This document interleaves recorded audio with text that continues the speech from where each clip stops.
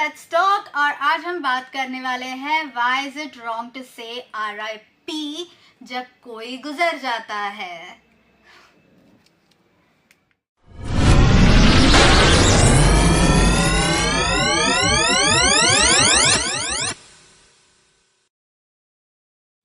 RIP का full form क्या है? RIP means rest in piece. Rest in piece. तो मुसलमान और क्रिश्चियंस ये अपने गुजरे हुए लोगों को दफनाते हैं। Muslims and Christians they bury their dead. Rest everyone cremates. बाकी सब लोग अग्नि देते हैं। ओके यदि सिख हो, जैन हो, बुद्धिस्ट हो, सनातनी हो, सनागमी हो, आजीविकी हो या फिर कोई भी हो, सब अपने मृतों को अग्नि देते हैं ताकि उनको निर्वाण मिले। ये बीच में गिर गया तो मुझे वीडियो कट करना पड़ा। बट इसके बारे में बात करनी हो तो स्टिकर तो अमेज़न से लिया है तो वो गिर गया, लेकिन ये सुंदर ड्रीम कैचर दिया गया है वो इंडियन से। तो यदि आपको भी ऐसा ड्रीम कैचर चाहिए तो या तो यदि उनको डायरेक्टली आप मैसेज कीजिए या फिर मुझे मैसेज कीजिए, मैं उन तक आपका मैसेज ज़रूर पहुंचाऊंगी। इसीलिए हमें ये ध्यान में रखना है कि गुजरा हुआ इंसान मुसलमान या फिर क्रिश्चियन था, whether whoever passed away was a Christian or a Muslim, या फिर or that person was a Sanatani, Jain, Marwari, Sindhi, Buddhists, Sanagami, Sanatani, and whoever I'm forgetting, because there are so many faiths and religions in India. Oh my God. So you have to remember that. So don't write RIP to every person who's dead because it makes zero sense.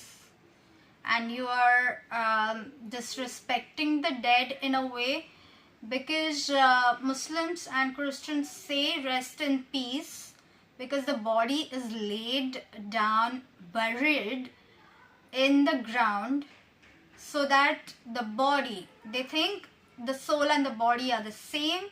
So finally let the soul rest in peace after that person is dead.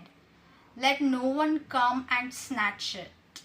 Like body snatchers नाम का प्रकार होता है जहाँ पे दफनाए गए हुए जो भी ग्रेव है उसको निकाल के, यदि ज्वेलरी रहती है, कोई सोने की चीज़ या फिर ऐसे किसी के साथ दफनाया जाता है। कभी कभी कपड़े तो ऑब्वियसली होते ही हैं, या फिर कोई वस्तु चीज़ जो उस इंसान के लिए काफ़ी महत्वपूर्ण हो तो उसके साथ भी उस इंसान को दफनाया जाता है। एंड ग्रेव रॉबर्स जिन्हें कहा जाता है, रॉबिंग यानी कि कुछ चीज़ चुराना। ये ऐसे लोग होते हैं जो चुराते हैं चीज़ें। कोई रिलेटिव जाके देखने तो नहीं वाला ना, बार बार खुदाई करो और देखो सारी चीज़ें हैं कि नहीं है। That is disrespectful. सो इसी वजह से कहा जाता है कि एटलीस्ट अब मरने के बाद तो इस इंसान को शांति प्राप्त होवे। So that is why it is rest in peace. वेराज बाकी सारे लोग निर्वाण की मांग करते हैं कि इस सोल को, इस आत्मा को निर्वाण मिले। Let this soul just finally receive nirvana and not be reborn as a cretin. So which is exactly why I look into the matter. And yes, when it comes to Parsis do not bury, neither do they cremate. They leave the dead for the vultures to feast on. so that the vultures can come and eat the dead and nourish themselves. That is their way of giving back to the nature. So Parsi ना तो दफनाते हैं और ना ही उनको अग्नि देते हैं, अपने मृतों को अग्नि देते हैं. वो गीधड़ को, मरे हुए इंसान का शव देते हैं. तो हाँ, उनके जो भी लास्ट राइट्स है, अंतिम संस्कार है, वो प्रेयर वेयर सब बोलने के बाद उस शव को गीधड़ की तरफ एक खाई में फेंक देते हैं, ताकि वापस हम नेचर को वापस सारी चीज़ें दे रहे हैं और उनकी आत्मा को मुक्ति मिले. So think about it when you use the word RIP the next time.